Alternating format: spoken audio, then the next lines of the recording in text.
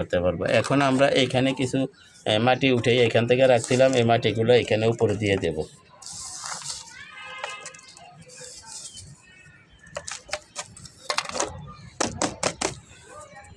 দর্শক এই যে দেখেন আমরা পানি দেবো কীভাবে, এটার আমরা এই ছোটো ছোটো ছিদ্রি করে নিছি দেখেন আপনারা। এখন আমরা এখানে পানি দিয়ে ভালোভাবে ভিজিয়ে দেব। ভিজিয়ে এটা আমরা যেই কোনো একটা ছায়াযুক্ত স্থানে রেখে দেবো। আর আমরা এখানে পানি পুনি দেবো না, যেই কোনো একটা ছায়াযুক্ত স্থানে রেখে দেবো কমপক্ষে 15 থেকে 20 দিন। তারপর আমরা ফিরে আসতেছি।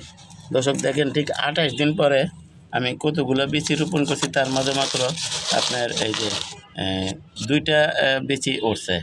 এখন এটার জন্য আমরা কীভাবে মাটি প্রস্তুত করব, কীভাবে রোপণ করব, সেটা ইনশাল্লাহ আপনারা সামনের ভিডিওতে পাইবেন। ইনশাল্লাহ আগামীকাল পরশু হয়তো এই ধরনের ভিডিও দেব। যেহেতু আমি এই যে দেখেন আরেকটা এই যে এখানে আরও 1 মাস আগে একটা আনারের বিচি রোপণ করে